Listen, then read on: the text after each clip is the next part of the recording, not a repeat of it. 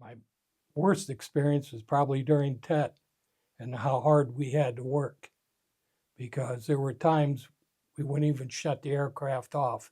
They would come in, we'd refuel them, put chutes in them, put oxygen in them, turn them around, and send them right back out because they provided coverage for the 52s coming in case on. Well, that's difficult because there were quite a few bad experiences. One of the worst was the day that I learned that my best friend was killed, and it was just a few miles from me, but I didn't know it until several days later. Well, one time we had a shift change and we were out near the runway waiting on a light from the control tower, a green light, to come across. And happened to notice a couple of A1E Sky Raiders coming in. And the second one didn't have his landing gear down. Well, he wound up landing on his fuel tank, and the guys in the truck took off down alongside of the runway, and uh,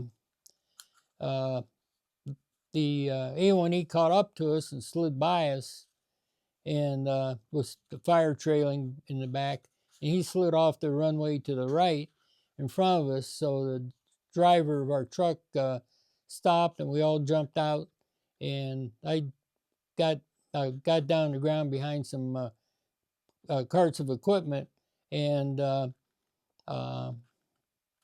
was pretty much it. It started firing off ammo, but by that time we had fire equipment was on the scene and they were putting out the fire. Worst time was when a sergeant, a captain, and a colonel gave me the wrong location as to where they had moved my radios, and I ended up about 5 miles from the DMZ with no weapon.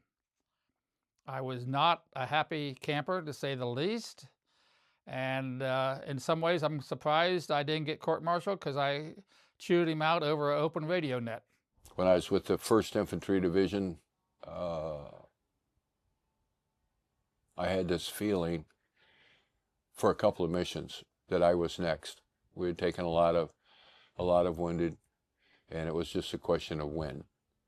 And I remember flying in on my last mission to Firebase, or to Phu Loy, I think is where we went.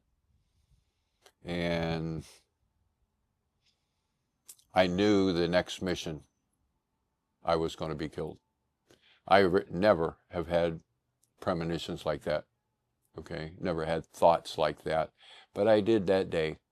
And I got back, and it happened to be New Year's.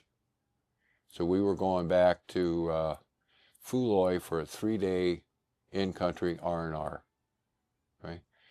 So they locked us up in a cyclone fence area, and that's where we stayed for 3 days to party or whatever.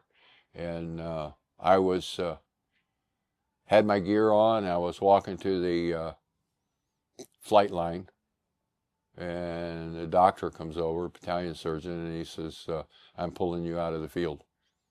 He said, "I have a battalion aid station. I don't have a doctor there. I need you to set that up and run it." And my replacement was Charles Chaplin. I had another new medic when I got to the fire base, and he was waiting to go out, and I was showing him around. And we were at the Fire Direction Control Center. And I said, "This is for our size," because we didn't have a Tactical Operations Center. Okay, just CFDC. And I'm explaining to him how things work and how he calls in supplies and what goes on behind the scenes.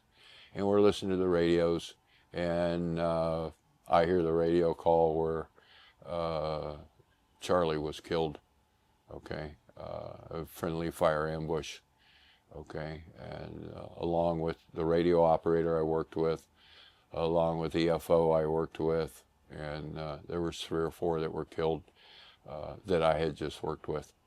And to this day I say that that moment and for a couple of weeks because it really destroyed me. That was as close to combat as I had been, as close to death that I had ever been, and as far from combat as I had ever been.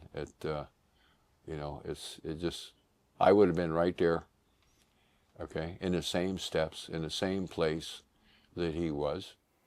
What I saw, how dangerous it is, the fact that people get hurt if they make a mistake. If you don't pay attention, somebody's going to get hurt, and it's going to be your friends and possibly you if you make a mistake.